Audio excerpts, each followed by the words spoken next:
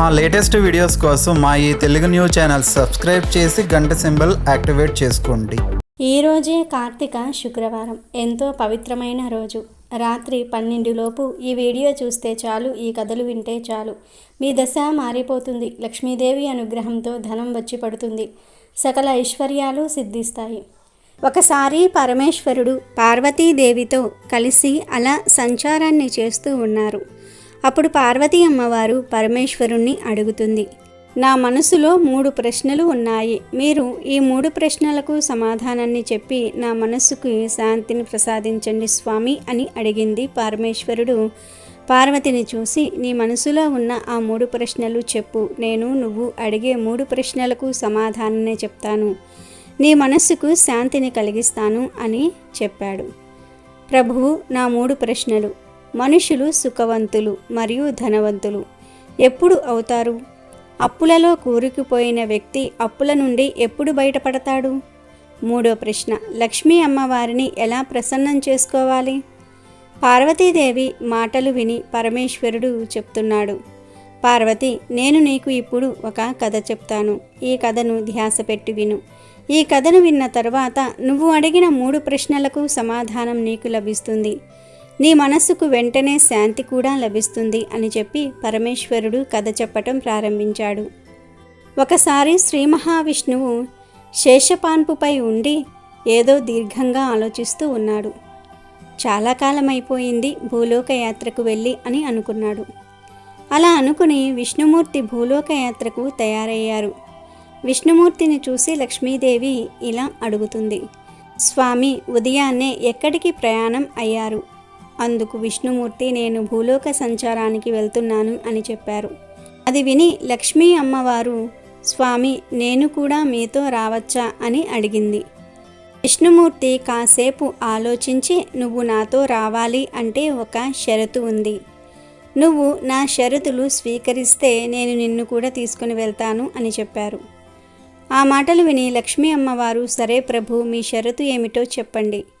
మీరు ఏ షరతు పెట్టినా నాకు ఇష్టమే, కానీ నన్ను మాత్రము మీ కూడా తీసుకుని వెళ్ళండి. నేను మీరు లేకుండా ఇక్కడ ఉండలేను. ఆ సమయంలో విష్ణుమూర్తి అంటున్నారు, భూమిపై 4 దిక్కులు ఉన్నాయి కదా, తూర్పు, పడమర, దక్షిణము, ఉత్తరము. నువ్వు ఏ దిక్కుకైనా వెళ్ళవచ్చు, కానీ ఉత్తర దిశ వైపు వెళ్ళవద్దు అని చెప్పారు. ఆ షరతు నీకు నచ్చినట్లయితే నిన్ను నా కూడా తీసుకుని వెళ్ళడానికి నాకు ఎటువంటి అభ్యంతరము లేదు అని చెప్పారు. లక్ష్మీ అమ్మవారు ఆ మాటలను విని విష్ణుమూర్తి పెట్టిన షరతుకు ఒప్పుకుంటుంది. విష్ణుమూర్తి లక్ష్మీ అమ్మవారిని తీసుకుని భూలోకానికి వచ్చారు. అప్పుడే సూర్యభగవానుడు లేలేత కిరణాలు వస్తూ ఉన్నాయి. భూమి మీదకి 4 దిక్కుల్లో కూడా పచ్చదనంతో చాలా ఆహ్లాదంగా ఉంది. లక్ష్మీదేవి భూలోకంలో ఆ అందాన్ని చూసి పరవశించిపోయింది. 4 దిక్కులు కూడా అలానే చూస్తూ ఉండిపోయింది. విష్ణుమూర్తి ముందే చెప్పారు కదా, నువ్వు తూర్పు, పడమర, దక్షిణం వైపుకు వెళ్ళవచ్చు, కానీ ఉత్తరం వైపు వెళ్ళవద్దని. కానీ భూలోకానికి రాగానే లక్ష్మీదేవి విష్ణుమూర్తికి ఇచ్చిన మాటను మర్చిపోయింది. ఉత్తరం వైపు నుంచి వచ్చే పూల సువాసన లక్ష్మీదేవిని ఆ వైపుకు ఆకర్షించింది. లక్ష్మీదేవి ఉత్తరం వైపు ఉన్న తోటలోనికి వెళ్ళింది. మంచిగా సువాసన వచ్చే ఒక పువ్వును ఆమె కోసింది. లక్ష్మీదేవి అందమైన సువాసన కలిగిన పూలను కోసుకొని ఆమె చేతిలో పట్టుకుని విష్ణుమూర్తి వద్దకు వచ్చింది. విష్ణుమూర్తి ఆ పువ్వులను చూడగానే ఆయన కళ్ళల్లో నుంచి నీళ్లు రావటం మొదలయ్యాయి. లక్ష్మీదేవి స్వామి కళ్ళల్లో నుంచి నీరు రావటం చూసి, స్వామి ఏమయ్యింది అని అడుగుతుంది. అప్పుడు విష్ణుమూర్తి, నేను నీకు ముందే చెప్పాను కదా, ఉత్తర దిశ వైపు వెళ్ళవద్దు అని. నువ్వు నాకు ఇచ్చిన మాటను వదిలేసి నువ్వు ఉత్తరం వైపుకు వెళ్ళి నువ్వు ఆ తోటమాలిని అడగకుండానే ఒక పువ్వును కోసావు. తెలుసా, ఆ తోటమాలి ఎంత కష్టపడి ఆ తోటను వేశాడు? నీకు పువ్వులు కావాలని అనుకున్నప్పుడు నువ్వు తోటమాలిని ఎందుకు అడగలేదు? నువ్వు ఒక పువ్వును దొంగిలించావు అని విష్ణుమూర్తి అనగానే లక్ష్మీదేవి, ప్రభు, నన్ను క్షమించండి, నేను చాలా పెద్ద పొరపాటు చేశాను. దానికి మీరు నాకు ఏ శిక్ష వేసినా దానిని నేను ఆనందంగా అనుభవిస్తాను అని అంటుంది. విష్ణుమూర్తి అంటున్నాడు, నువ్వు ఈ శిక్ష తప్పకుండా అనుభవించాలి. ఏ పొలంలో అయితే పువ్వుని కోసావో నువ్వు 3 సంవత్సరాల పాటు ఆ తోటమాలి ఇంటిలో పని మనిషిగా ఉండు. పొలంలో అన్ని పనులను చెయ్యి. ఎప్పుడైతే 3 సంవత్సరాలు పూర్తవుతుందో అప్పుడు నిన్ను నేను వైకుంఠానికి పిలుస్తాను. ఈ 3 సంవత్సరాల్లో ఆ తోటమాలికి నీ వల్లే ఏ విధమైన ఇబ్బంది కలిగినా ఆ శిక్ష అనేది ఇంకా పెరుగుతుంది. నువ్వు ఏ తప్పు కూడా చేయకుండా ఆ తోటమాలికి సహాయంగా ఉన్నట్లయితే 3 సంవత్సరాలు పూర్తవ్వగానే నేను నిన్ను వైకుంఠానికి పిలుస్తాను అని అన్నాడు విష్ణుమూర్తి. విష్ణుమూర్తి చెప్పింది విని లక్ష్మీదేవి, సరే ప్రభు, నేను 3 సంవత్సరాల పాటు ఈ శిక్షను అనుభవించడానికి సిద్ధంగా ఉన్నాను. నాకేం తెలుసు ఒక్క పువ్వు కూడా దొంగలిస్తే ఎంత శిక్ష పడుతుంది అని. లక్ష్మీదేవి ఈ మాటలు చెప్పి వెంటనే ఒక పేద యువత రూపంలోనికి మారిపోయింది. లక్ష్మీదేవి పేద యువత రూపంలో ఆ తోటమాలి ఇంటికి వెళ్ళింది. తోటమాలికి 2 కొడుకులు 3 కుమార్తెలు ఉన్నారు. ఆ ఇంట్లో అందరూ కలిసి పొలంలో పువ్వుల తోటలో పనులు చేస్తూ ఉండేవారు. వారు రోజంతా కష్టపడినా కూడా సరిగ్గా తిండికి సంపాదించే ధనం కూడా వారికి వచ్చేది కాదు. లక్ష్మీదేవి ఒక పేద యువత రూపంలో ఆ పూరి గుడిసె దగ్గరికి వెళ్ళింది. అప్పుడు తోటమాలి బయటకు వచ్చాడు. అమ్మా, ఎవరు మీరు? ఈ సమయంలో ఇక్కడ ఏం చేస్తున్నావు? నువ్వు ఎక్కడి నుండి వచ్చావు? ఇక్కడ 4 దిక్కులు కూడా అడవే ఉంది అని అడిగాడు. అప్పుడు పేద అమ్మాయి రూపంలో ఉన్న లక్ష్మీదేవి, నేను చాలా పేదదానిని, నన్ను చూసేవాళ్ళు ఎవరూ లేరు, నేను చాలా రోజుల నుండి భోజనం కూడా తినలేదు, మీరు నాకు ఇక్కడ ఏదైనా పని ఇవ్వండి, నేను మీ ఇంట్లో అన్ని పనులు చేస్తాను, మీరు మీ ఇంట్లో ఏదో ఒక చిన్న స్థానాన్ని ఇవ్వండి, ఏం పెడితే అది తిని నేను సంతోషంగా ఉంటాను అంటుంది. కానీ తోటమాలి చాలా పేదవాడు, కానీ తన మనసు చాలా మంచిది. లక్ష్మీదేవి మాటలు విని తోటమాలి, చూడమ్మా, నాకు 2 కొడుకులు 3 కూతుళ్ళు ఉన్నారు. నువ్వు నా ఇంట్లోకి రా, నేను నిన్ను నా సొంత కూతుర్లా చూసుకుంటా. ఈ రోజు నుంచి నాకు 2 కొడుకులు 3 కూతుళ్లతో పాటు నువ్వు 4వ కూతురివి అని అనుకుంటాను. మేము ఏదైతే తింటామో అదే నీకు పెడుతూ ఉంటాము. నీకు ఎప్పటి వరకు మా ఇంట్లో ఉండాలి అని అనిపిస్తే అప్పటి వరకు నువ్వు ఈ పూరి గుడిసెలో ఉండవచ్చు. భగవంతుడు నాకు 4 కూతుళ్ళు ఇచ్చారు అని అనుకుంటాను. నువ్వు మా ఇంట్లోకి రా తల్లి, ఇది నీ ఇల్లే అనుకో అని తోటమాలి లక్ష్మీదేవికి తన పూరి గుడిసెలో స్థానాన్ని ఇచ్చాడు. లక్ష్మీదేవి ఆ తోటమాలి ఇంట్లో పని మనిషిగా పనిచేస్తుంది. ఇంకా తోటలోనికి వెళ్ళి తోట పని కూడా చేసేది. తోటమాలితో కలిసి లక్ష్మీదేవి పొలంలోనికి వెళ్ళేది. తోటమాలి ఎప్పుడైతే ఇంటికి తిరిగి వచ్చేవాడో అప్పుడే లక్ష్మీదేవి కూడా ఇంటికి తిరిగి వచ్చేది. పేద అమ్మాయిగా ఉన్న లక్ష్మీదేవిని చూసి తోటమాలి, నువ్వు ఏమీ పని చేయవద్దు, నువ్వు మాకు చుట్టానివి, నువ్వు ప్రశాంతంగా ఇంట్లో ఉండు, నువ్వు ఎప్పుడూ పొలంలో పనులు చేయవద్దు, నీ శరీరానికి బాధ కలుగుతుంది అని అంటాడు. అందుకు లక్ష్మీదేవి, నేను మీతో పాటు పనిచేస్తాను, కష్టపడతాను, మెల్లమెల్లగా నాకు అలవాటు అవుతుంది అని చెప్తుంది. తోటమాలితో కలిసి లక్ష్మీదేవి ఎప్పుడైతే పనిచేయటం ప్రారంభించిందో ఆ మరుసటి రోజు నుంచే తోటమాలి పువ్వులను కోస్తే రోజు 1 బుట్టడే వచ్చేవి. లక్ష్మీదేవి పనిచేయటం మొదలుపెట్టిన మరుసటి రోజు నుంచి అదే పొలంలో 15 బుట్టల పువ్వులు వచ్చాయి. అది చూసి తోటమాలి సంతోషానికి అవధులు లేవు. కూతురు వచ్చిన తర్వాత సంతోషం పెరిగింది ఆ తోటమాలికి. ఇప్పుడు ఆ తోటమాలి అంటున్నాడు, నా ఇంట్లోకి నువ్వు వచ్చినప్పటి నుండి నా తోటలో పువ్వులు చాలా బాగా పెరిగాయి. ఆ తోటమాలి పువ్వులను అమ్మడానికి బజారుకు వెళ్ళినప్పుడు ఆ పువ్వుల యొక్క రేటు కూడా బాగా పెరిగింది. తోటమాలి ఆదాయం ముందు కన్నా 100 రెట్లు పెరిగింది. దానితో తోటమాలి ఎంతో సంతోషించాడు. ఆ పువ్వులను అమ్మినప్పుడు వచ్చిన డబ్బులతో తోటమాలి ఒక ఆవును కొన్నాడు. మెల్లమెల్లగా లక్ష్మీదేవి కృపతో అతనికి రోజురోజుకు ధనవృద్ధి పెరుగుతూనే ఉంది. అతను కొద్దిగా భూమిని కూడా కొనుక్కున్నాడు. అంతకుముందు ఆ తోటమాలి ఇంకా అతని ఇంట్లో వారందరూ కూడా చిరిగిపోయిన వస్త్రాలను ధరిస్తూ ఉండేవారు. అందరి కోసం కూడా మంచి బట్టలు కొనుక్కున్నారు. వారితో పాటు లక్ష్మీదేవికి కూడా బట్టలను కొన్నారు. తల్లి, ఈ బట్టలను తీసుకో, నువ్వు వచ్చిన తర్వాత మా ఇంట్లో ఉన్న దౌర్భాగ్యం మొత్తం కూడా తొలగిపోయింది. నాకు తోటలో చాలా లాభాలు రావటం ప్రారంభమయ్యాయి. నా ఇల్లు వదిలిపెట్టి ఎప్పుడూ ఎక్కడికి వెళ్ళకు అని చెప్పాడు. ఆ తోటమాలి సొంత ఇంటిని నిర్మించుకున్నాడు. ఒకరోజు ఇంట్లో అందరి కోసం కూడా బంగారు నగలు చేయించి తీసుకుని వచ్చాడు. లక్ష్మీదేవికి కూడా నగలు ఇచ్చాడు. నా నలుగురు కూతుళ్ళు నగలను వేసుకుంటే నాకు చాలా సంతోషంగా ఉంటుంది అన్నాడు. నేను నలుగురికి కడుపు నిండా భోజనం పెట్టడానికే చాలా కష్టపడేవాడిని. ఏ రోజైతే నువ్వు నా ఇంట్లో అడుగు పెట్టావో అప్పటి నుండి నా జీవితం మొత్తం మారిపోయింది అని చెప్పి తోటమాలి చాలా సంతోషపడ్డాడు. ఆ విధంగా లక్ష్మీదేవి ఆ తోటమాలి ఇంట్లో పనులు చేస్తూ 3 సంవత్సరాలు గడిచిపోయాయి. ఇక లక్ష్మీదేవి విష్ణువు దగ్గరకు వెళ్లాల్సిన సమయం వచ్చేసింది. లక్ష్మీదేవి తోటమాలితో చెప్తుంది, నేను ఇప్పుడు ఇంటికి వెళ్ళాలి, ఇప్పుడు మీరు నాకు ఆజ్ఞ ఇవ్వండి అని అంటుంది. తోటమాలి, నువ్వు ఇంటికి వెళ్ళి భోజనం చేయి, విశ్రాంతి తీసుకో, నేను కూడా నీ వెనకాలే వస్తాను అని అన్నాడు. లక్ష్మీదేవి 3 సంవత్సరాలు గడువు పూర్తి అయిపోయింది. లక్ష్మీదేవి తన అసలైన రూపాన్ని ధరించి నగలను ధరించి తోటమాలి యొక్క గుమ్మంలోనికి వస్తుంది. తోటమాలి ఎప్పుడైతే పొలంలో పని పూర్తి చేసుకుని ఇంటికి వస్తాడో అప్పుడు తోటమాలి చూశాడు. అతని ఇంటి తలుపుల దగ్గర ఒక సుందరమైన స్త్రీ నుంచొని ఉంది. తోటమాలి ఆలోచిస్తూ ఉన్నాడు, తిను నా కుమార్తె కదా, కానీ తన రూపం ఏంటి మారిపోయింది. అప్పుడు తను అర్థం చేసుకున్నాడు, ఇంతకాలం తన ఇంటిలో ఉన్నది సాక్షాత్తు ఆ లక్ష్మీదేవి అని. వెంటనే లక్ష్మీదేవి పాదాలపై పడి, నేను చాలా పెద్ద తప్పు చేశాను. నేను లక్ష్మీదేవితో నా ఇంట్లో పనులు చేయించుకున్నాను.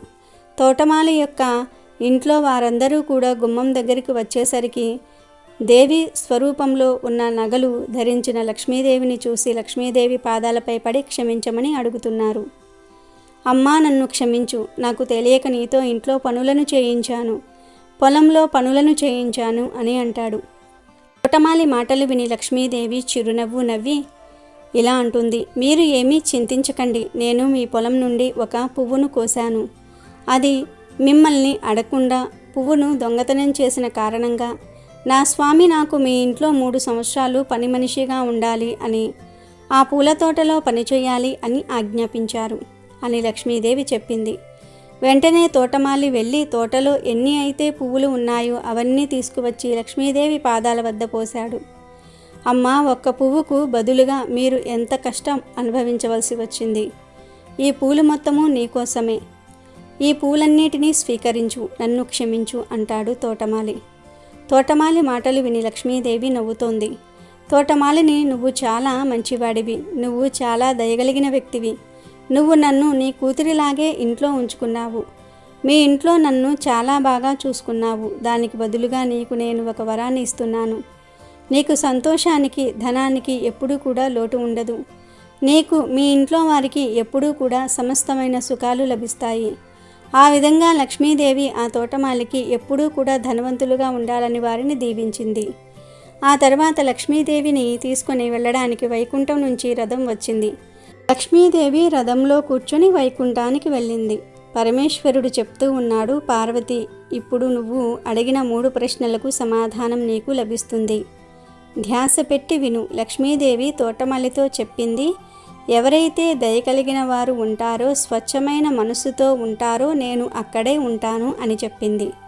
ప్రతి ఒక్కరూ ఒకరికి ఒకరు ఎప్పుడూ కూడా సహాయం చేసుకుంటూ ఉండాలని, ఎంత పేదవాడినైనా అవమానించకూడదని లక్ష్మీదేవి అంటుంది.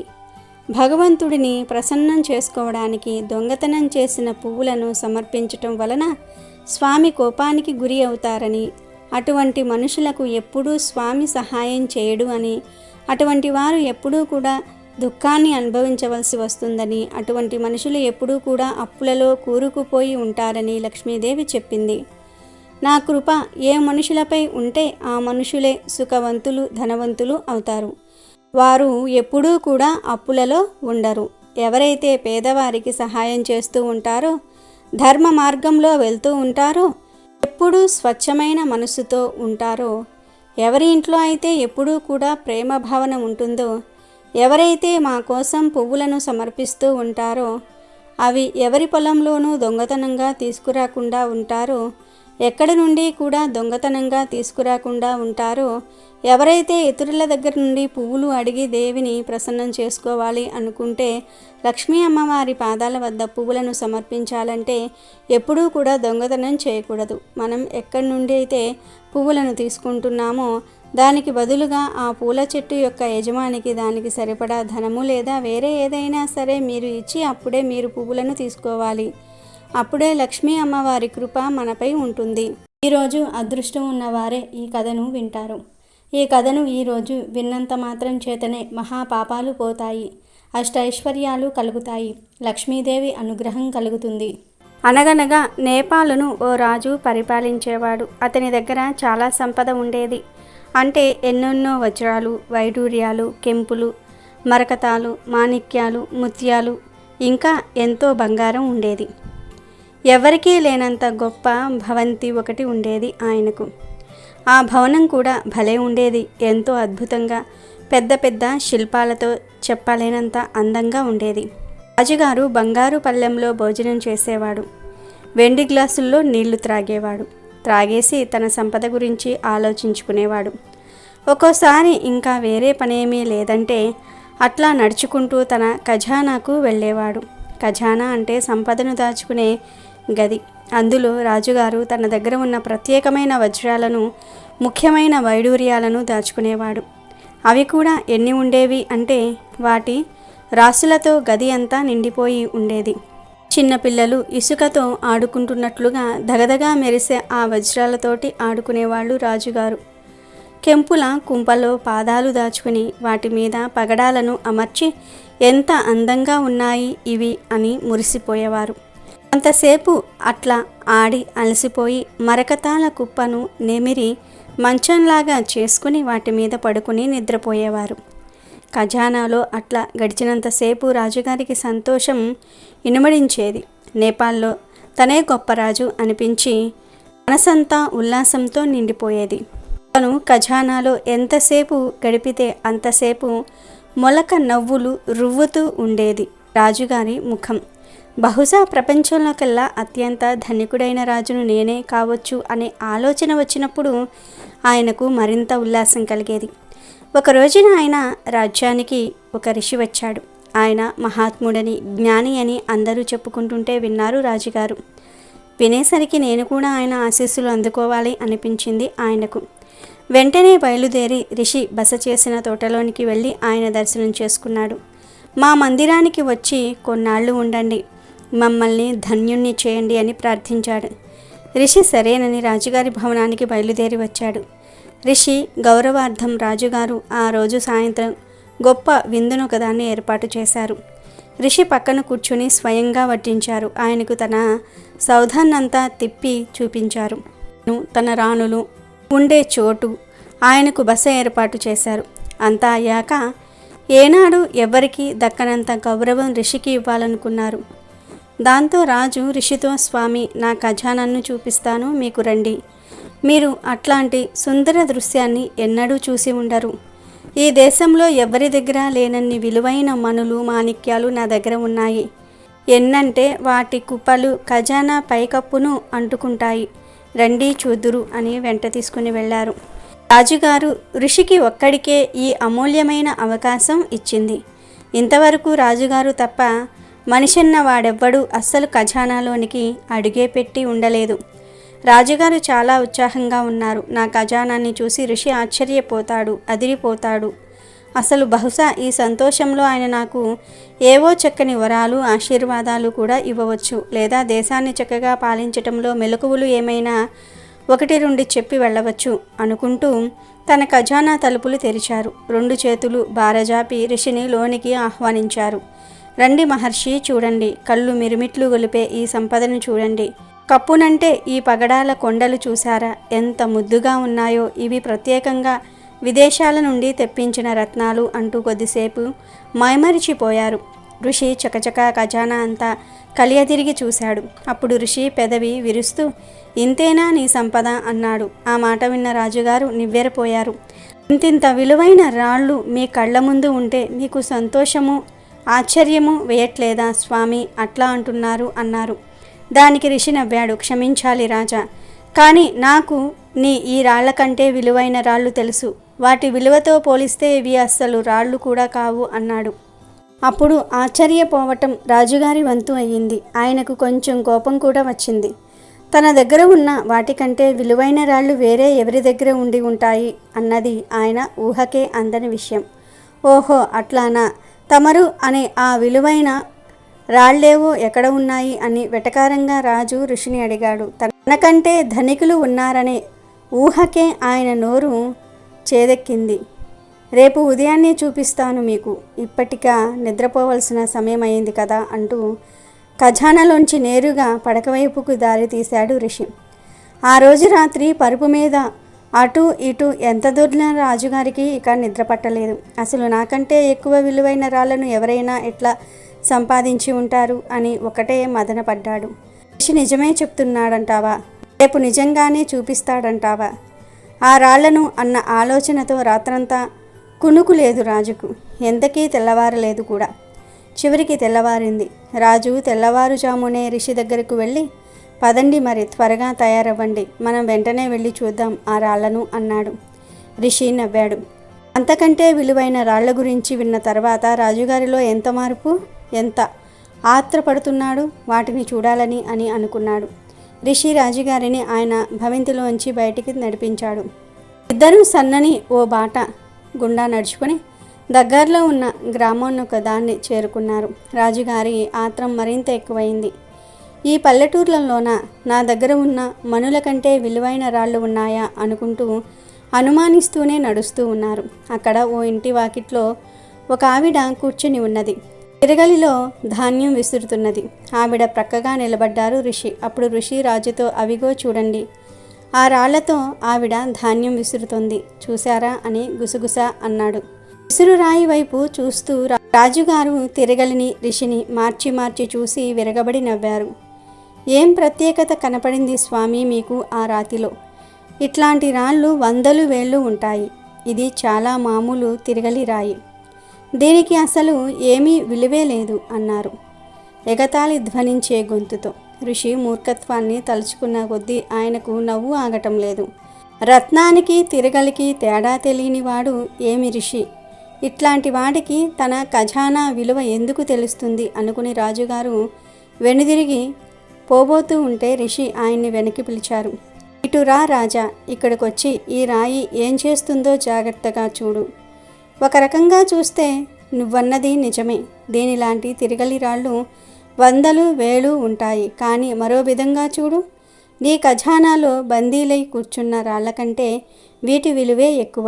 ఈ తిరగలి రాయి ప్రతిరోజు ఈమె తినేందుకు అవసరమయ్యేంత పిండిని ఇస్తున్నది. ఏ రోజుకు ఆ రోజు ఈమె కడుపు నింపుకునేందుకు ఇది ఆహారం అవుతున్నది. మరి నీ రాళ్ల వల్ల ఏం ఉపయోగం కలుగుతున్నది? అవి ఎప్పుడూ అక్కడే పడి ఉంటున్నాయి అన్నాడు. ఆ మాటలు విన్న రాజుగారిలో ఆలోచన మొదలయ్యింది. నిజమే, తన రాళ్లతో నిజానికి ఎవ్వరూ ఏమీ చేయలేరు. అవి ఎందుకు పనికిరావు. ఎవరైనా కేవలం వాటిని చూడవచ్చు, తాము ఎంత ధనవంతులో తలుచుకొని గర్వపడవచ్చు, అంతే అని ఆలోచించసాగాడు. అప్పుడు ఆయన ఆలోచనలు అర్థమైనట్లు ఋషి అన్నాడు, ఇప్పుడు అర్థమైనట్లుంది రాజా, నీ దగ్గర ఉన్న రాళ్ళు ఎందుకు పనికిరావు. ఇక్కడ ఉన్న రాళ్ళన్నిటిల్లోనూ ఈ తిరగలి రాయిని మించిన విలువైన రాయి అసలు లేనేలేదు. ఇది లేకపోతే ఈమె తన ధాన్యాన్ని విసురుకొనే లేదు, రోజు రొట్టె తయారు చేసుకుని తిననూ లేదు. మీ ఖజానాలో ఉన్న రాళ్ళన్నీ కలిసి కూడా చేయని పనిని ఈ తిరగలి రాయి అవలీలగా చేస్తోంది. దీనికేం విలువ కడతావు అన్నాడు ఋషి. అప్పుడు రాజుగారికి జ్ఞానోదయమైంది. వస్తువుల అసలు విలువ వాటి ఉపయోగం వల్లనే అని చెప్తున్న ఋషికి తల ఒగ్గి నమస్కరిస్తాడు.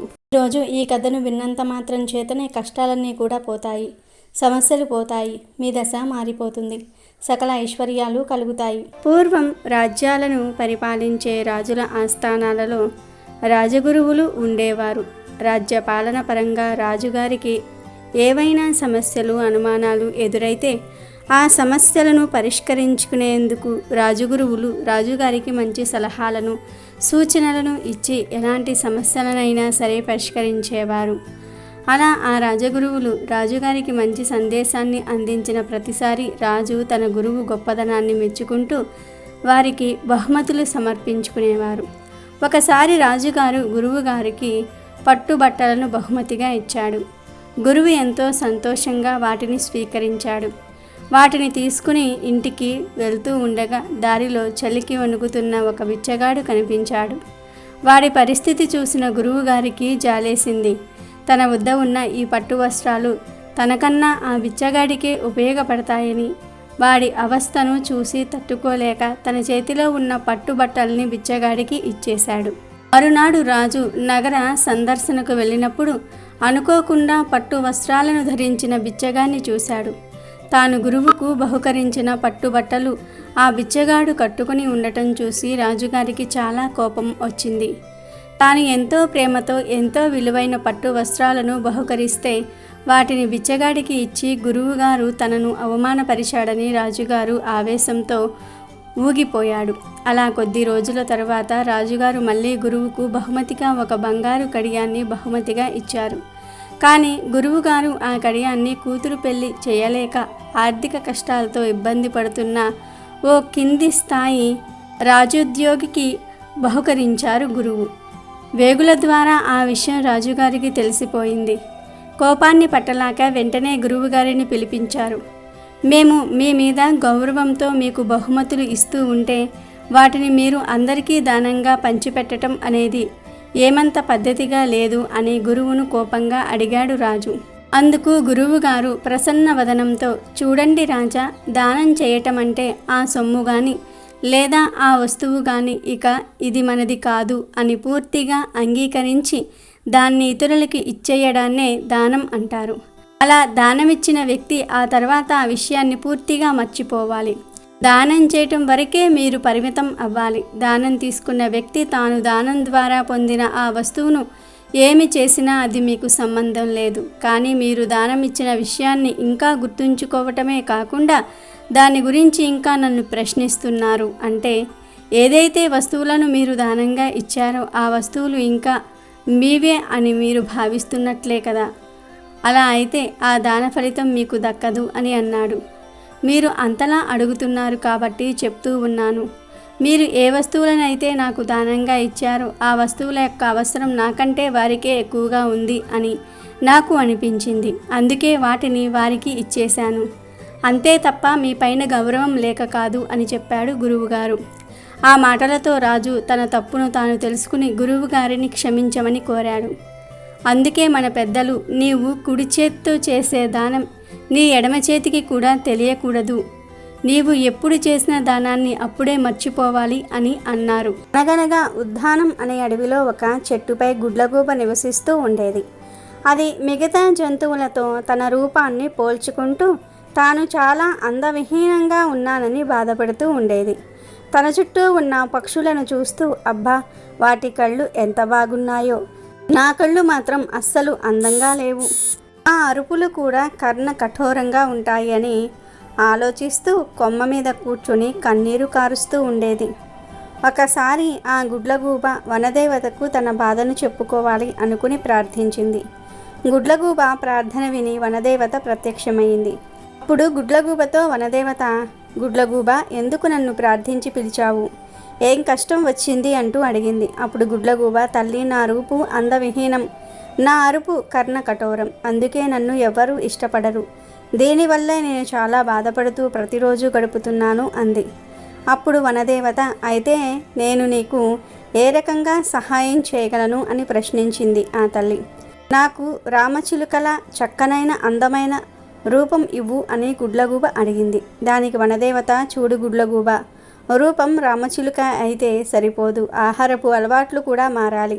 నీ రూపాన్ని నువ్వు వద్దు అనుకోవటం నీ పొరపాటు. సృష్టికి విరుద్ధంగా ఎవ్వరూ కూడా ఆనందంగా జీవించలేరు. నీ రూపంలోనే నువ్వు ఆనందం వెతుక్కోవాలి. కానీ నువ్వు నన్ను ప్రార్థించి అడుగుతున్నావు కాబట్టి నీకు 10 రోజులు గడువు ఇస్తాను. ఈలోపు నువ్వు రామచిలుకల ఆహారపు అలవాట్లను నేర్చుకోవాలి. అప్పుడే నీకు రామచిలుక రూపం ప్రసాదిస్తాను అని వనదేవత గుడ్లగూబతో అని అదృశ్యమైంది. గుడ్లగూబ చాలా సంతోషించి రామచిలుకల్లా పండ్లు, కాయలు తినడానికి ప్రయత్నాలు చేసింది. నిరంతరం మాంసాహారిగా ఉన్న గుడ్లగూబ కాయలు, పండ్లు తినలేకపోయింది. రామచిలుక ఆహారపు అలవాట్లు తన వల్ల కాదని నిశ్చయించుకుని వనదేవతను మళ్ళీ ప్రార్థించింది. వనదేవత వచ్చి, ఇంకా 10 రోజులు కాలేదు కదా, అప్పుడే పిలిచావు ఎందుకు అని అడిగింది.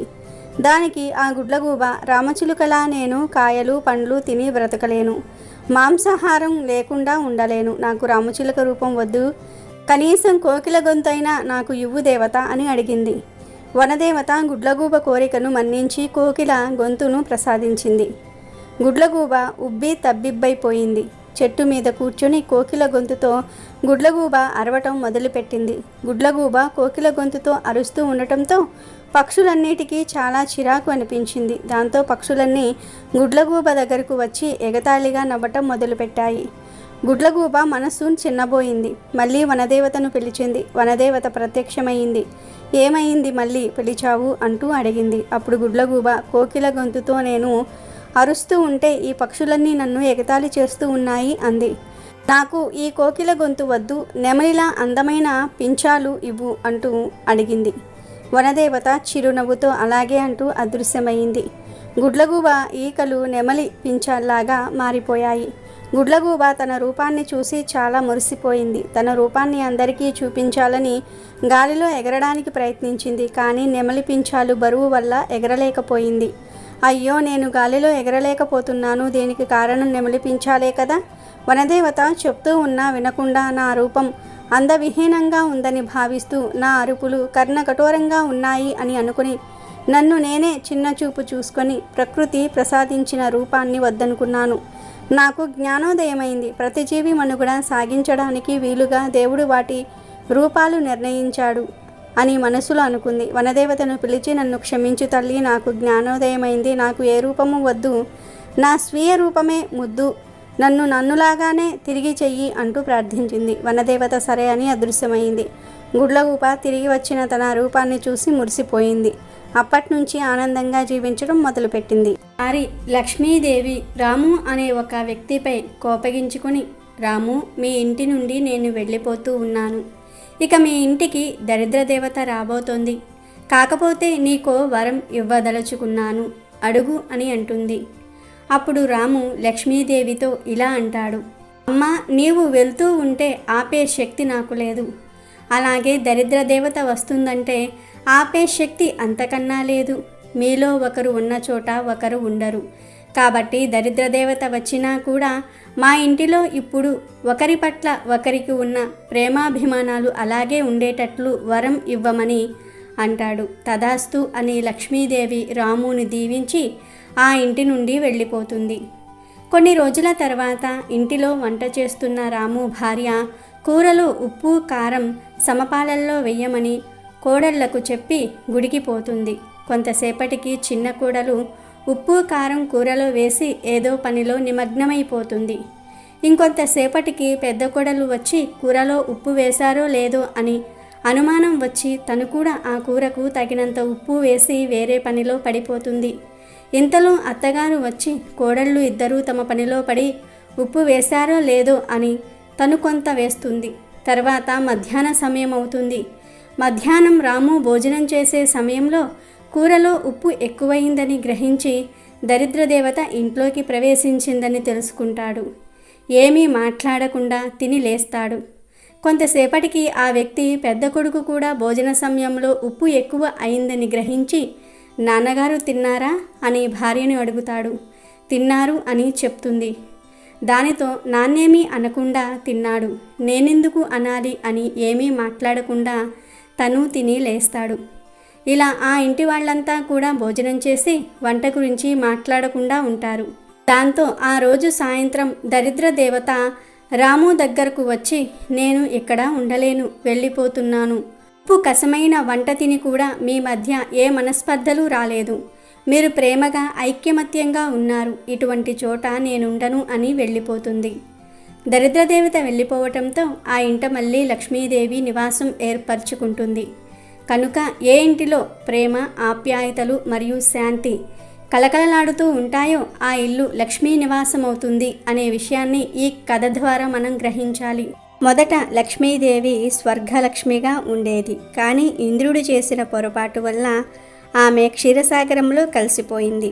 ఇంద్రుడిలో క్రమక్రమంగా అహంకారం మొదలయ్యింది. పరమేశ్వరుడి అనుగ్రహంతో ముల్లోకాలకు అధిపతి అయ్యి ఆయన ఇచ్చిన శక్తితో జంబాసురుడు అనే రాక్షసుని సంహరించాడు ఇంద్రుడు. ఆ సంతోషంలో చతుర్థి ఐరావతం అనే ఏనుగు మీద ఊరేగుతున్నాడు. ఆ సమయంలో వైకుంఠం నుండి వస్తున్న దుర్వాస మహర్షి ఇంద్రుని చూసి రాక్షస సంహారం చేసిన ఇంద్రుడికి విష్ణుమూర్తి పాదం మీద ఉన్న పుష్పాన్ని అంటే విష్ణు ప్రసాదాన్ని ఇచ్చాడు. దాన్ని ఇంద్రుడు పదార్థ దృష్టితో ఏనుగు కుంభస్థలం మీద పెట్టాడు. అతన్ని మించిన మదం ఉన్న ఆ ఏనుగు ఆ ప్రసాదాన్ని తొండంతో తీసి కింద పడేసి కాలితో తొక్కి వెళ్ళిపోయింది. అప్పుడు దుర్వాస మహర్షికి కోపం వచ్చి ఆ ప్రసాదం వల్లనే నీకిన్ని సంపదలు వచ్చాయి, ఆ ప్రసాదాన్ని తోలనాడావు గనుక నీ సంపదంతా కూడా నీటిపాలు అవ్వుగాక అని మహర్షి శపిస్తాడు. ఈ శాపం తగలగానే బ్రహ్మ దగ్గరకు ఇంద్రుడు వెళ్ళి తను చేసిన తప్పు చెప్పి నా సంపద పోయినా పర్వాలేదు కానీ మళ్ళీ ఎప్పుడు అహంకారం మొలకెత్తని స్థితిని నాకివ్వు అని ప్రార్థించాడు. అప్పుడు బ్రహ్మ నీ ఇంద్రియ శక్తులన్నీ ప్రసాదములే, ప్రసాదమంటే అనుగ్రహం. విష్ణువుని విడిచిపెడితే ఆయన వెంట ఐశ్వర్యాలన్నీ కూడా వెళ్ళిపోతాయి, లక్ష్మి వెళ్ళిపోతుంది. విష్ణువు వేరు, ఆయన ప్రసాదం వేరు కాదు. అందువల్ల ఇప్పుడు ఆయనను శరణు వేడు అని నారాయణుని దగ్గరకు తీసుకొని వెళ్ళాడు. అప్పుడు ఇంద్రుడు విష్ణువు ముందు శరణు వేడి నీ దయ కోసం వచ్చాను, నాపై దయ చూపించు, నాకు జ్ఞానం వచ్చేలాగా చెయ్యి అని ప్రార్థించాడు. అప్పుడు విష్ణువు ఇంద్రుడితో నీకు జ్ఞానంతో పాటు ఈ లోకాలను ఏలగలిగే బుద్ధిని కూడా నేనివ్వాలి గనుక నువ్వు క్షీరసాగర మథనం చెయ్యి అని చెప్పి లక్ష్మీదేవి ఉండే చోట్లన్నిటినీ గురించి వివరించి చెప్పాడు. ఓ ఇంద్ర, ఏ ఇంట సదాచారం శుచి శుభ్రత ఉంటాయో ఆ ఇంట లక్ష్మీదేవి ఉంటుంది. ఏ ఇంట్లో ఉత్సాహం ఉల్లాసం ప్రేమ అన్యోన్యత నిష్కపటత్వం ఉంటాయో అక్కడ లక్ష్మి ఉంటుంది. ఏ ఇంట శంఖధ్వని ఉండదో తులసి ఉండదు అక్కడ లక్ష్మి ఉండదు. అలాగే యోగ్యులైన వేదవేత్తలకు భోజనం పెట్టడం శివార్చన ఏ ఇంట జరుగుతాయో అక్కడ లక్ష్మి ఉంటుంది. కలియుగంలో అశ్రద్ధ దుర్మేధ రాజ్యమేలుతున్నాయి. శ్రద్ధ మేధ ఎక్కడుంటే అక్కడ లక్ష్మి ఉంటుంది, మిగిలిన చోట్ల అలక్ష్మి ఉంటుంది. విష్ణు నింద విష్ణు భక్తుల నింద చేసేవారిని మహాలక్ష్మి విడిచి వెళ్ళిపోతుంది. శుద్ధత లేనివాడు క్రూరుడు ఇతరులను నిందించే విప్రుడి ఇంటిని లక్ష్మి విడిచి వెళ్ళిపోతుంది. గరికను పువ్వులను ఎవ్వరూ గోళ్లతో చిక్కుతారో వారిని లక్ష్మి విడిచిపెట్టి వెళ్ళిపోతుంది. వేలి కొనలతో గోళ్లతో నేల మీద రాసిన లక్ష్మి విడిచిపెడుతుంది. పండితుడు విద్వాంసుడు ఎవరి ఇంటి నుంచి నిరాశతో వెళ్తారో ఆ ఇంటి నుంచి లక్ష్మీదేవి కూడా వెళ్ళిపోతుంది. సూర్యోదయంలో సూర్యాస్తమయంలో ఎవరు భోజనం చేస్తారో నిద్రపోతారో వారి ఇంటిని లక్ష్మి విడిచిపెడుతుంది. ఆ సమయంలో అనుష్ఠానం చేయాలి. ఆచారహీనుడైన విప్రుణ్ణి లక్ష్మి విడిచిపెడుతుంది. కాళ్ళు కడుక్కుని తుడుచుకోకుండా తడి కాళ్లతోనే నిద్రపోతే ఆ ఇంటిని లక్ష్మి విడిచిపెడుతుంది. శిరస్సుకు నూనె రాసుకుంటూ ఎవరినైనా ముట్టుకుంటే వాళ్ళిద్దరినీ లక్ష్మి విడిచిపెడుతుంది. తమ ఒంటి మీద సంగీతం వాయించుకునే వారిని లక్ష్మి విడిచిపెడుతుంది. వ్రత నియమం లేకుండా ఉపవాస నియమం లేకుండా జీవించే విప్రుడి ఇంటిని లక్ష్మి విడిచిపెడుతుంది. ఎక్కడ విష్ణు ప్రశంస విష్ణు భక్తుల ప్రశంస జరుగుతాయో అక్కడ లక్ష్మి సంతోషంగా ఉంటుంది. ఎక్కడ శివలింగార్చన శివ సంకీర్తనం జరుగుతాయో అక్కడ నా భార్య ఉంటుంది. ఎక్కడ దుర్గాదేవిని అర్చన చేస్తారో ఎక్కడ సర్వ దేవతల్ని గౌరవిస్తారో అక్కడ లక్ష్మీదేవి ఖచ్చితంగా ఉంటుంది. ఈ విధంగా ఉంటూ ఇందులో చెప్పిన విధి నిషేధాలను జాగ్రత్తగా గ్రహించి నియమబద్ధమైన జీవితం గడిపేవారి ఇంట వంట మహాలక్ష్మి అనుగ్రహం ఉంటుంది అని నారాయణుడు ఇంద్రుడికి బోధించాడు. కాబట్టి లక్ష్మీదేవి అనుగ్రహం కావాలంటే ఈ నియమాలు పాటించండి. అలాగే ఈరోజు ఒకరిని మోసం చేయాలని చూస్తే మనకే మోసం జరుగుతుందని తెలిపే ఈ నీతి కథను వింటే సకల ఐశ్వర్యాలు సిద్ధిస్తాయి. పూర్వం గోవిందప్ప అనే ఒక పాల వ్యాపారి ఉండేవాడు. అతను రోజు పాలల్లో సగానికి సగం నీళ్లు కలిపి అమ్మేవాడు. ఊళ్ళో వాళ్ళు ఎవ్వరికీ ఈ నీళ్ల పాలు నచ్చేవి కావు. అయినా ఏం చేస్తారు, ఇంకెక్కడా పాలు దొరకవాయే. దాంతో తప్పనిసరి కొనుక్కునేవాళ్ళు, కానీ మనసులో తిట్టుకునేవాళ్ళు. ఒక రోజున గోవిందప్ప దగ్గరకు ఓ సన్యాసి వచ్చి గ్లాసెడు పాలు పోయించుకున్నాడు. గోవిందప్ప పోసిన నీళ్ల పాలను చూసి నాయనా మరీ ఎక్కువ నీళ్లు కలిసినట్లున్నాయి అన్నాడు. బర్రెలు ఎక్కువ నీళ్లు తాగుతున్నాయి లేండి అన్నాడు గోవిందప్ప వెటకారంగా. కాదు నాయనా, ఎక్కువ త్రాగింది బర్రెలు కాదు నువ్వే అని నాకనిపిస్తున్నది. నీకు ఆలోచించుకునే అవకాశం ఈ రోజున లభిస్తుందిలే అని వెళ్ళిపోయాడు సన్యాసి. ఆ రోజు పాలు అమ్మేశాక గోవిందప్పకు అనుమానం వచ్చింది. ఈ సన్యాసి ఎవడో ఇవాళ నన్ను తిట్టిపోయాడు. ఎందుకైనా మంచిది, ఇవాళ కొంచెం జాగ్రత్తగా ఉంటాను. వచ్చిన డబ్బులను లెక్క పెట్టుకుని తీసుకువెళ్తాను అనుకున్నాడు. ఆ రోజు వచ్చిన 400 రూపాయల్ని లెక్కపెట్టి సంచిలో వేసుకున్నాడు. ఇంటికి బయలుదేరాడు. మధ్యాహ్నం ఎండ చాలా ఎక్కువగా ఉంది. గోవిందప్పకు బాగా దాహం వేసింది. దారిలో చెరువుగట్టునున్నది ఒక చేతబావి. అక్కడ ఆగి సంచి పక్కన పెట్టి నీళ్లు చేదుకుని కడుపారా త్రాగాడు. తిరిగి పోదామని చూస్తే సంచి మాయం. గోవిందప్పకు చాలా బాధ వేసింది. ఇప్పటికిప్పుడు సంచి ఎట్లా మాయమవుతుంది? ఇంకెవరూ లేరే అని కంగారుగా అంతటా వెతికాడు. అప్పుడు కనపడింది కోతి ఒకటి. అతని సంచిని తీసుకుని పోయి చెట్టు మీద ఎక్కి కూర్చున్నది. దాన్ని తరిమేందుకు ప్రయత్నించాడు గోవిందప్ప. అది సంచిని పట్టుకుని చెట్టు మీది నుండి చెట్టు మీదికి దూకటం మొదలుపెట్టింది. చివరికి అలసిపోయిన గోవిందప్ప నిరాశగా నిల్చుండిపోయాడు. తీరిక దొరికింది కోతికి. అది సంచిలో చేయి పెట్టి ఒక్కో నాణాన్ని దొరకబుచ్చుకొని చెరువులో నీళ్ళల్లోకి విసిరివేయటం మొదలుపెట్టింది. గోవిందప్ప చూస్తూ ఉండగానే ఒక్కొక్క నాణము చెరువులో కలిసిపోయింది. ఇప్పుడు అతనికి ఏడుపొక్కటే తక్కువ. నాణాలన్నీ అయిపోయాక కోతి సంచిని నేల మీదికి విసిరేసి వెళ్ళిపోయింది. గోవిందప్ప గబగబా వెళ్ళి సంచిలో చెయ్యి పెట్టి చూసుకున్నాడు. సంచిలో నాణాలు అయిపోయాయి, కానీ నోట్లు అలాగే ఉన్నాయి. ఆ సంచిని పట్టుకొని అటూ ఇటూ చూడకుండా గబగబా ఇల్లు చేరుకున్నాడతను. ఇంటికి వెళ్ళాక లెక్క పెట్టుకుని చూస్తే అందులో సరిగ్గా 200 రూపాయలున్నాయి. అంటే పాలధర పాలకు, నీళ్ళధర నీళ్లకు వచ్చిందన్నమాట. మామూలుగా అయితే ఏమీ పట్టించుకునేవాడు కాదు, కానీ ఉదయం సన్యాసి మాటలు విన్నాడు కదా గోవిందప్ప. ఆలోచనలో పడ్డాడు. ఆ తర్వాత మెల్లగా అతను పాలల్లో నీళ్లు కలపటం తగ్గించాడు. పాలు చిక్కబడ్డాయి. అలా నెమ్మదిగా సంపాదన కూడా పెరిగింది. సన్యాసి మాటలు నిజమయ్యాయి. కాబట్టి ఎవరినైనా మోసం చేయాలని చూస్తే మనకే మోసం జరుగుతుంది అనే నీతిని ఈ కథ ద్వారా గ్రహించాలి. ఈరోజు అదృష్టం ఉన్నవారే ఈ కథను వింటారు. ఈ కథను ఈరోజు విన్నంత మాత్రం చేతనే మహాపాపాలు పోతాయి, అష్టైశ్వర్యాలు కలుగుతాయి, లక్ష్మీదేవి అనుగ్రహం కలుగుతుంది. పూర్వము చంపక దేశంలో శోభానగరం అనే పెద్ద పట్టణంలో ఒక వృద్ధ స్త్రీ నివసిస్తూ ఉండేది. ఆమెకు 7 కొడుకులు. ఆ 7గురిలో 6 ఏవో చక్కటి పనులలోనూ ఉద్యోగాలలోనూ కుదురుకుని చక్కగా ధనార్జన చేస్తూ ఉన్నారు. 7వ వాడైన శ్రీకరుడు మాత్రం ఏ పని చేయకుండా సోమరిపోతే సంపాదన లేకుండా తిరగసాగాడు. అందువలన అతనిని ఎవరూ గౌరవించేవారు కాదు. చివరకు కన్న తల్లి కూడా అతనిని హీనంగా చూసేది.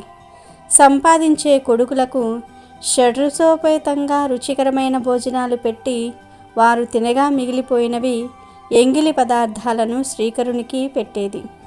కానీ శ్రీకరుడికి ఇదేమీ తెలియదు. తను ఏ పని చేయకపోయినా తల్లి మంచి తిండి పెడుతుందని అతను అనుకున్నాడు. ఆ విధంగా శ్రీకరుడు ఎంగిలి చెద్ది కూడే ఆహారంగా బ్రతుకుతూ ఉన్నాడు. క్రమంగా అన్నదమ్ములు 7గురికి పెళ్లిళ్ళు జరిగాయి. పెద్దవాళ్ళు 6 వారి భార్యలతో హాయిగా కాలం గడుపుతూ ఉన్నారు. సంపాదన లేనివాడు సోమరి అయిన శ్రీకరుడు మాత్రం ఎంగిలి తిండి తింటూ దానినే తన భార్యకు అందిస్తూ ఉండేవాడు. ఆ ముసల్ది చూపిస్తున్న పక్షపాతమంతా కూడా శ్రీకరుని భార్య అయిన కళ్యాణి గమనిస్తుంది. ఒక రోజున శ్రీకరుడు తన తల్లికి తనపై గల ప్రేమ గురించి, ఆమె తనకు పెట్టే ఆహారము గురించి గొప్పలు చెప్పసాగాడు. అది విని కళ్యాణి ఉండబట్టలేక, ఓ స్వామి, మీ తల్లిగారు మీకు ఎటువంటి ఆహారము పెడుతున్నారో తెలియక ఇలా మాట్లాడుతూ ఉన్నారు. చాటుగా కనిపెట్టి చూడండి, మీకే తెలుస్తుంది అని చెప్పింది. సరే చూస్తాను, నువ్వు చెప్పిన మాటలో తేడా వస్తే ఏం చేస్తానో చూడు అని భార్యను హెచ్చరించి శ్రీకరుడు తన తల్లి చేసే పనులన్నీ కూడా ఓ కంట కనిపెట్టి సాగాడు. ఒక రోజున పెద్ద కొడుకులు 6 ధనార్జన చేసి ఇంటికి రాగానే ఆ తల్లి వారందరికీ కూడా మధురమైన మిఠాయిలు వగైరా పిండి పదార్థాలు చేసి పెట్టింది. శ్రీకరుడిని పిలవలేదు. శ్రీకరుడు చాటుగా అంతా కనిపెడుతూ ఉన్నాడు. పెద్ద కొడుకులు కోడళ్ళు మొత్తం 12 భోజనాలు చేసి వెళ్ళాక వాళ్ళ ఇస్తర్లో పారేసిన పదార్థాలు ఏరి వేరే విస్తరిలో పెట్టింది. ఏమీ తెలియని దానిలాగా శ్రీకరుడి దగ్గరకు వెళ్ళి, నాయనా, నీ అన్నయ్యలు వదినలు భోజనం చేశారు, ఇక నీవు మీ ఆవిడ మాత్రమే మిగిలారు, వచ్చి తినండి అంటూ పిలిచింది. శ్రీకరుడు విస్తరి దగ్గరకు వెళ్ళి అందులోని పదార్థాలన్నీ తన అన్నలు వదినలు తిని వదిలివేసిన ఎంగిలి వస్తువులే అని గుర్తిస్తాడు. అందుకు అతను ఎంతో బాధపడ్డాడు. తనకు తన భార్యకు ఆ పూట ఆకలిగా లేదని చెప్పి వచ్చేశాడు. ఆ రాత్రి శ్రీకరుడు తన భార్య దగ్గర చాలా బాధపడ్డాడు. కళ్యాణి తనను ఓదార్చింది. ఓ ప్రాణేశ్వర, ధనం మూలం ఇదం జగత్. డబ్బులు లేకపోతే అందరూ ఇలాగే చూస్తారు. అన్నిటికీ మూలం ధనం. ఇదే మీరు సంపాదన పరులైతే మన పరిస్థితి మరోలాగా ఉండేది అని హితవు చెప్పింది. భార్య మాటలు శ్రీకరుడికి నచ్చాయి. తక్షణమే ధనార్జన నిమిత్తమై కృషి చేయాలనుకున్నాడు శ్రీకరుడు. మరునాడు ఉదయము తల్లి దగ్గరకు వెళ్ళి, అమ్మ, డబ్బు సంపాదించటం కోసం పరాయి దేశాలకు వెళ్ళాలని ఉంది అన్నాడు. చాలా మంచిది నాయన, వెంటనే వెళ్ళిపో అంది. శ్రీకరుడు మరలా భార్య దగ్గరకు వచ్చాడు. అప్పుడు ఆమె పిడకలు చేయడానికి పెరట్లో పేడ నలుపుతోంది. నేను వచ్చేదాకా నువ్వు ఇక్కడే జాగ్రత్తగా కాలం గడుపుకో అని చెప్పి తన చేతికి ఉన్న ఉంగరము ఆమె చేతికిచ్చి, నా గుర్తుగా ఇది నీ దగ్గర ఉంచు అని చెప్పి, మరి నీ గుర్తుగా ఏమైనా ఇవ్వవా అని అడిగాడు. అందుకు కళ్యాణి, ఓ ప్రాణనాథ, మీకు ఇచ్చేందుకు నా దగ్గర ఏమీ లేదు, అయినను ప్రేమగా అడిగారు గనుక కోపగించుకోకండి అంటూ పేడ కలుపుతూ తన చేతిని అతని వస్త్రముపై గుర్తుగా వేసింది. అతడు అది పేడగా కాక ఆమె ప్రేమగా అర్థం చేసుకున్నాడు. సంతోషముగా పరదేశాలకు ప్రయాణమైనాడు.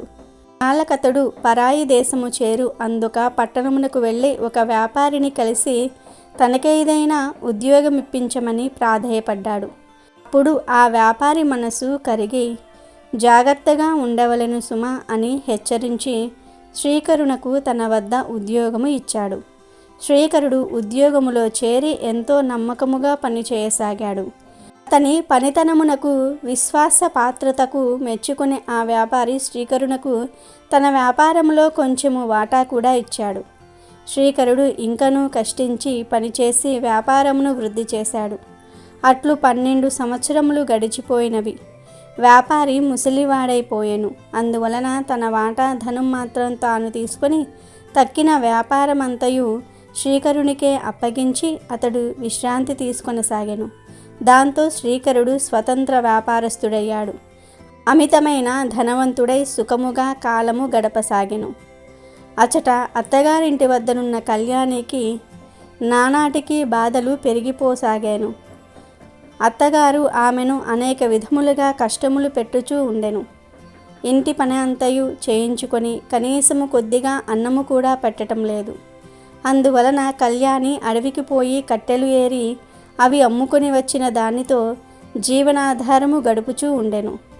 ధనార్జనకై వెళ్ళిన భర్త ఎప్పుడు వస్తాడా, తన కష్టములు ఎప్పుడు తీరుతాయా అని ఆమె ఎంతయో ఎదురు చూడసాగింది. ఇట్లుండగా ఒకనాడు కళ్యాణి కట్టెలు కట్టుకొని తలపై పెట్టుకొని వస్తూ ఉండగా మధ్యలో ఆమెకు దాహము వేసినది. ఎరువ గ్రామము వచ్చి వరకు ఓపికతో నడిచినది. ఆ గ్రామంలోనికి రాగానే ఒకరి ఇంటికి వెళ్ళి మంచినీళ్లు అడగబోయినది. ఆ సమయంలో ఆ ఇంటివారు సంతోషీమాత వ్రతము చేసుకొనుచూ ఉన్నారు. ఆ వ్రతమును చూచుచూ ఆమె దాహము మాటే మరిచిపోయెను. ఆ పూజ మొత్తము పూర్తయిన తర్వాత చివరిలో కథను విని ప్రసాదము తీసుకున్నది. తనకు కూడా ఆ వ్రతము చేయవలనని కోరిక ఉన్నదని చెప్పినది. ఆ వ్రత విధానము అంతయు కూడా వారిని అడిగి తెలుసుకున్నది. అప్పుడు ఆ ఇల్లాలు కళ్యాణిని చూసి, ఓ సౌభాగ్యవతి, ఇది సంతోషీమాత వ్రతము. దీనిని ప్రతి శుక్రవారము నాడు శ్రద్ధాభక్తులతో చేయవలెను. ఇలా 40 శుక్రవారములు వ్రతము చేసి 41వ శుక్రవారము నాడు ఉద్యాపనము చేసుకున్నట్లయితే ఆ అమ్మవారి అనుగ్రహము వలన కోరిన కోరికలన్నీ కూడా తీరి నిత్య సంతోషులుగా జీవించగలుగుతారు. ఈ వ్రతము చేసేవారు శుక్రవారం నాడు పులుపు పదార్థమును మాత్రం తినరాదు అంటూ నియమాలను ఉద్యాపన విధానమును తెలిపినది. కళ్యాణి ఆ విషయములన్నిటినీ కూడా పూర్తిగా అర్థం చేసుకుని మనసులోనే అమ్మవారికి నమస్కరించి కట్టెలు అమ్ముకోవడానికి బయలుదేరినది. మార్గం మధ్యలో ఒక భాగ్యవంతురాలైన స్త్రీ పిలిచి ఆ కట్టెల మోపును కొనుక్కొని ఆమెకు కొంత ధనము అందించింది. అది చూసిన కళ్యాణి ఎంతో సంతోషముతో అదే రోజు సంతోషీమాత పూజ జరుపుకుని నిర్ణయించుకొని ఆ ధనముతో అమ్మవారికి కావలసిన పూజా ద్రవ్యములను తీసుకొని బయలుదేరినది. మార్గమధ్యలో ఆమెకు ఒక దేవాలయము కనిపించినది. అక్కడ ఉన్నవారిని ఆ దేవాలయము ఏ దైవానిది అని అడుగగా అక్కడి వారు అది సంతోషీమాత దేవాలయమని బదులు ఇచ్చిరి. వెంటనే కళ్యాణి అమితమైన సంతోషముతో ఆ గుడిలోనికి వెళ్ళి అమ్మవారిని దర్శనం చేసుకొని అనేక విధములుగా అమ్మవారిని ప్రార్థించి తాను తెచ్చిన పదార్థములన్నీ కూడా అమ్మవారికి నివేదన గావించి ప్రసాదము తీసుకుని ఇంటికి వెళ్ళినది. అది మొదలు ఆమె ఎంతో నియమంగా ప్రతి శుక్రవారము నాడు సంతోషీమాతను పూజించుచు వ్రత నియమములను తూచా తప్పకుండా పాటిస్తూ కాలము గడపసాగినది. ఇలా కొన్ని రోజులు గడపగా ఒక శుక్రవారము రాత్రి సంతోషీమాత కళ్యాణికి కలలో కనిపించి, అమ్మాయి ఇదిగో నీ భర్త చిరునామా అంటూ ఒక చీటీని వదిలి వెళ్ళింది. కళ్యాణికి మెలకువ వచ్చి చూడగా కలలో అమ్మవారు ఇచ్చిన చిరునామా కాగితము తన పక్కలో పడి ఉన్నది. ఆ అమ్మవారి దయకు మహత్యమునకు ఎంతగానో సంతోషించి ఆ చిరునామాలో ఉన్న విధముగానే తన భర్తకు ఉత్తరము రాసినది. ఇట్లు కళ్యాణి ఉత్తరము రాసిన అనతి కాలంలోనే శ్రీకరుని వద్ద నుండి ఆమెకు కొంచెము ధనము ఉత్తరము వచ్చినవి. భర్త నుండి ఉత్తరము వచ్చుటతోనే తన కష్టములు తీరినవని కళ్యాణి ఎంతగానో ఆనందించినది. ఇది ఇట్లు ఉండగా తన కోడలకు కళ్యాణికి ఎక్కడి నుండియో డబ్బులు ఉత్తరములు వచ్చుచూ ఉన్నవని సంగతి అత్తగారి పసిగట్టి ఆ విషయమును తన పెద్ద కోడలితో కూడబలుక్కొని అవి ఎచ్చట నుండి వచ్చుచున్నవో ఆరా తీయమని పిల్లలను పంపినారు. పిల్లలు కళ్యాణి వద్దకు వెళ్ళి, పిన్ని నీకు ఉత్తరాలు డబ్బులు ఎక్కడి నుండి వస్తున్నాయి అని అడుగగా కళ్యాణి మీ పినతండ్రి గారి నుండియే వస్తూ ఉన్నాయి అని నిజము చెప్పినది. అమాయకులైన పిల్లలు తమ తల్లుల వద్దకు వెళ్ళి కళ్యాణి చెప్పిన సంగతి చెప్పారు. పిల్లల అల్లరి ఆనందం చూశాక తమకు కూడా బిడ్డలు ఉంటే బాగుండునని అనుకున్నది కళ్యాణి. ఒకనాడు గుడికి వెళ్ళి అమ్మవారి దర్శనము చేసుకొని నన్ను కటిక దరిద్రము నుండి తప్పించినావు, నీ దయ వలన సుఖముగానే ఉన్నాను. కానీ స్త్రీకి మాతృత్వమే కదా ప్రధానమైనది. కానీ నాకు పిల్లలు లేరు. కావున తల్లి నన్ను నా భర్త చెంతకు చేర్చు, నా కాపురం నిలబెట్టు, నాకు కడుపు పండేలాగా చెయ్యి తల్లి అని మరీ ప్రార్థించింది. ఆ భక్తురాలి ధర్మబద్ధమైన కోరికను నెరవేర్చేందుకు సంతోషీమాత ఒక రాత్రి శ్రీకరునకు బ్రాహ్మణ ముత్తైదువ రూపంలో కలలో కనిపించి, శ్రీకరుడా నీవు వివాహితుడవు, నీకు యోగ్యురాలగు భార్యను నీ స్వగృహమునందు విడిచి వచ్చినావని మర్చిపోయినావు. ధన సంపాదన ఒక్కటే జీవితముగా కాలము గడుపుచూ ఉంటివి. ఇట్లైనచో పెండ్లి ఎలా చేసుకుంటివి? నీ చెంతనే ఉండాలని చిలక గోరింకవలే కాపురం చేసుకోవాలనని ఆ పిల్లకు మాత్రము కోరిక ఉంటుందా ఉండదా?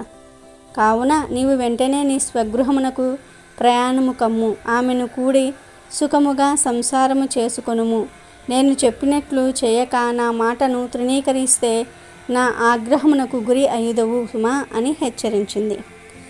దానితో శ్రీకరుడు ఉలిక్కిపడి నిద్ర లేవగానే కలలో కనిపించినదెవరో దేవత అని భావించి చేతులు జోడించి అమ్మవారిని ప్రార్థించి, తల్లి అన్నీ తెలిసిన అమ్మవు, నా కష్టములు మాత్రము ఎరుగవా తల్లి?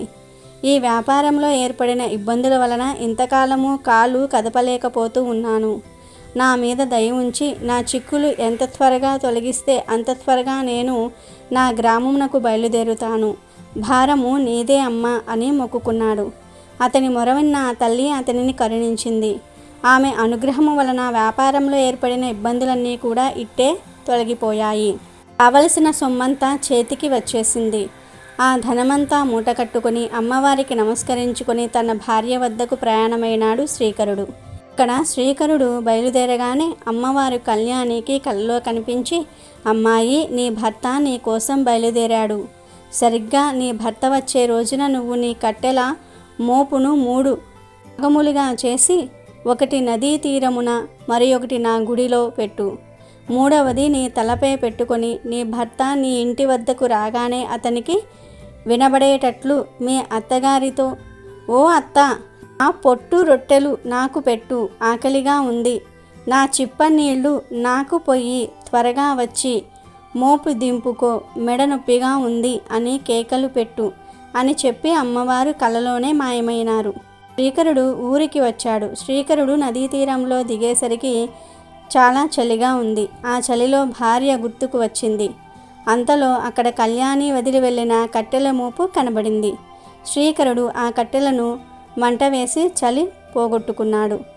అక్కడ నుండి తన పట్టణమునకు బయలుదేరినాడు. మార్గం మధ్యలో అతనికి ఆకలి వేసింది. చెరువులో సంతోషిమాత గుడి కనిపించింది. అక్కడ కళ్యాణి వదిలి వెళ్ళిన రెండవ కట్టెల మోపు కనిపించింది.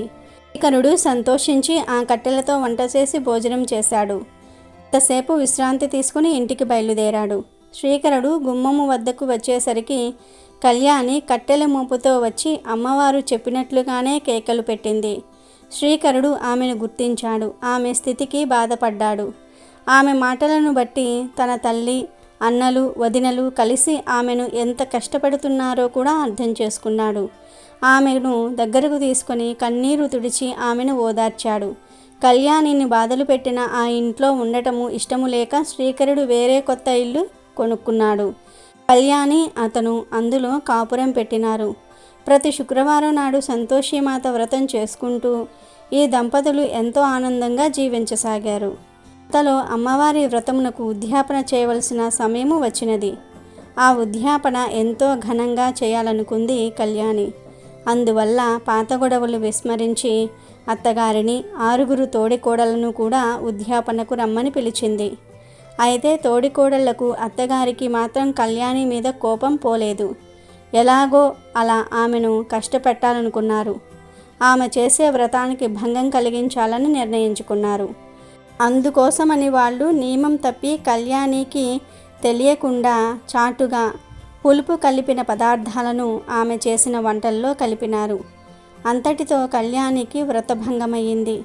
వ్రత నియమము విరుద్ధంగా ఆ ఇంట పులుపు తిన్నందువల్ల సంతోషిమాత ఆగ్రహించింది. ఆ కారణంగా శ్రీకరునిపై లేనిపోని అబంధాలు పడ్డాయి. రాజభటులు వచ్చి శ్రీకరుణ్ణి బంధించి తీసుకుని వెళ్ళారు. అప్పుడు కళ్యాణి సంతోషిమాత పాదాలపై పడి విలపించింది. తన భర్తను రక్షించమని ప్రార్థించింది. పరమ కరుణామయి అయిన ఆ తల్లి కళ్యాణి నిర్దోషి కనుక ఆమెను అనుగ్రహించింది. అందువల్ల శ్రీకరుడు బంధ విముక్తుడై ఇంటికి చేరాడు. తిరిగి ఆ దంపతులు ఆనందంగా కాపురం చేసుకోసాగారు. ఒకసారి కళ్యాణిని ఆ అమ్మవారు పరీక్షించదలచి పిచ్చగత్తె వలె మారువేషం ధరించి ఓ చేత్తో బెల్లము, ఓ చేత్తో శనగలు తింటూ వెంట చొంగ కార్చుకుంటూ రాసాగింది. ఆమె నోటిపైన, చేతులపైన ఈగలు ముసురుతూ ఉన్నాయి. వికృత రూపంలో ఆమె కళ్యాణి ఉన్న వీధికి వచ్చింది. వీధిలో పోయే పిల్లలు, ఆడుకునే పిల్లలు ఆమెను చూసి రాక్షసి, దయ్యం అని కేకలు వేస్తూ రాళ్ళు రువ్వసాగారు. పిల్లలు ఆమె మీదకు విసిరిన రాళ్లన్నీ కూడా వెళ్ళి కళ్యాణి వాళ్ళ బావలకు, తోడికోడళ్లకు తగలసాగాయి. దాంతో వాళ్ళు కంగారు పడి, అమ్మో ఇదెవరో మాయల మారిది, లేకుంటే దాని మీదకు విసిరిన రాళ్ళు మన మీద ఎందుకు పడతాయి, మనకెందుకు దెబ్బలు తగులుతాయి అని ఆలోచించి భయభ్రాంతులై వీధి తలుపులు మూసివేశారు. గమనించిన సంతోషిమాత ఆ ద్వారాలకేసి ఒక్కసారి చూసింది. ఒక్కసారిగా ప్రళయ మారుతంలాగా వచ్చిన గాలితో ఇంటి తలుపులు భల్లున తెరుచుకున్నాయి. ఇంటి మీద పెంకులు లేచిపోసాగాయి. ఇంట్లో వాళ్ళు ఆ గాలి విసురుకు సరిగ్గా నిలబడలేక అటూ ఇటూ తూలి పడిపోయారు. ఈ దృశ్యమంతా కూడా చూసిన కళ్యాణి వెంటనే అక్కడ బిచ్చగత్తె రూపంలో ఉన్న ఆవిడను పరీక్షగా చూసినది. ఆమె సంతోషిమాతయే అని అనిపించింది. వెంటనే కళ్యాణి ఆమె కాళ్లపై పడి, జగన్మాత, నువ్వు నా ఆరాధ్య దైవమైన సంతోషిమాతవే, అమాయకురాలైన నా బంధువులను రక్షించు, నా పరువును కాపాడు తల్లి అంటూ సవినయముగా ప్రార్థించటంతో అమ్మవారు శాంతించి చిరునవ్వుతో అదృశ్యమైనది. ఇంత జరిగినా కూడా కళ్యాణి తోడికోడళ్లకు అమ్మవారి మీద నమ్మకము కలగలేదు. అలాగో అలా శ్రీకరుణ్ణి, కళ్యాణిని సర్వనాశనము చేయాలనే ఆలోచన మానుకోలేకపోయారు. చివరకు ఓ రోజున ప్రేమ నటించి పాలల్లో విషము కలిపి కళ్యాణికి ఇచ్చారు. అమాయకురాలైన కళ్యాణి తోడికోడళ్ళు ఇచ్చిన పాలను త్రాగుదాం అని అనుకుంది. అంతలో అమ్మవారి దయ వలన శ్రీకరుడు కళ్యాణిని పిలిచాడు. అందువల్ల ఆమె పాలపాత్రను అక్కడే ఉంచి భర్త వద్దకు వెళ్ళింది. అదే సమయంలో అటుగా వచ్చిన శ్రీకరుడు అన్న కొడుకు ఆకలిగా ఉంది అని అక్కడ ఉన్న పాలన్నీ కూడా గబగబా తాగేశాడు. త్రాగిన వెంటనే ఆ పిల్లవాడు గావు కేకలు పెడుతూ వెంటనే నేలపై పడి చనిపోయాడు. పిల్లవాడి ఆర్తనాదాలు విని అతని తల్లి అక్కడకు వచ్చింది. కళ్యాణినే పాలల్లో విషము కలిపి తన కొడుకుకి ఇచ్చి చంపివేసింది అంటూ ఊరు వాడ వినబడేలాగా అరుస్తూ కొడుకు శవం మీద పడి ఏడవసాగింది. అది విని ప్రజలందరూ కూడా కళ్యాణి శ్రీకరులను నానా మాటలు అనసాగారు. అనుకోకుండా మీద పడిన ఈ హత్యా నేరానికి అపనిందకు ఆ దంపతులు ఎంతగానో పరితపించారు. అయినా సరే అన్నిటికీ ఆ తల్లే ఉంది అన్న ధైర్యంతో మనసారా ఆ తల్లినే స్మరించసాగారు. భక్తులను రక్షించటములో ఆ అమ్మవారిని మించిన వారు లేరు కదా. తన భక్తులు కంటతడి పెడితే ఆ తల్లి భరించదు. అమ్మవారు వెంటనే విషం కలిపిన పాలను తాగిన ఆ పిల్లవాడిని బ్రతికించారు. ఆ కుర్రవాడు నిద్రలేచినట్లుగా లేచి కూర్చున్నాడు. అంతా కలిసి కళ్యాణిని శ్రీకరుణ్ణి తిట్టటము విన్న ఆ పిల్లవాడు, అమ్మా, పిన్నిని బాబాయిని తిట్టకండి, ఆకలిగా ఉంది అని ఆ పాలను నేనే స్వయముగా త్రాగాను, అంతేగాని పిన్ని నాకు ఇవ్వలేదు అని చెప్పాడు. దానితో కళ్యాణి శ్రీకరులు నిర్దోషులని తెలిసిపోయింది. అయితే కళ్యాణి కోసం పెట్టిన పాలల్లో విషం ఎవరు కలిపారు అన్నది ఆలోచించారు. దానితో విషం కలిపిన తోడికోడలు తన రహస్యం దాగదని గుర్తించి తక్షణమే కళ్యాణి కాళ్ళ మీద పడి క్షమాపణ కోరుకుంటుంది. అప్పుడు కళ్యాణి తన తోడికోడలను క్షమించినది. నేను క్షమించినంత మాత్రం చేత ఏం లాభం, అంతా అమ్మవారి చలవే, వెళ్ళి ఆ సంతోషి మాతను క్షమాపణ వేడుకో అని చెప్తుంది. అందరూ కలిసి ఆ తల్లిని ప్రార్థిస్తారు. ఆనాటి నుండి అందరూ కలిసిమెలిసి ఉంటూ వచ్చారు. ఓ శుక్రవారం నాడు 7 కోడళ్ళు కూడా కలిసి సంతోషిమాత వ్రతం చేసుకున్నారు. ఆ అమ్మవారి అనుగ్రహం వలన కళ్యాణి గర్భవతి అయ్యింది. చక్కటి ముహూర్తంలో కుమారుణ్ణి కన్నది. అమ్మవారి వరప్రసాదంగా ఆ బిడ్డను పెంచుకుంటూ సంతోషిమాత పూజలు మానకుండా చేస్తూ శ్రీకరుడు కళ్యాణి దంపతులు కలకాలం సుఖ సంతోషాలతో తులతూగారు. ఈ కథ విన్నవారికి, చదివిన వారికి కూడా సంతోషిమాత అనుగ్రహం వల్ల సర్వ సౌఖ్యాలు కలుగుతాయి. కాబట్టి ఈరోజు రాత్రి 12 లోపు ఈ వీడియో చూస్తే చాలు, ఈ కథలు వింటే చాలు, మీ దశ మారిపోతుంది. లక్ష్మీదేవి అనుగ్రహంతో ధనం వచ్చి పడుతుంది. అష్టైశ్వర్యాలు సిద్ధిస్తాయి. వీడియో నచ్చితే లైక్ చేయండి, షేర్ చేయండి, బట్ సబ్స్క్రైబ్ చేసుకోవడం మర్చిపోవద్దు.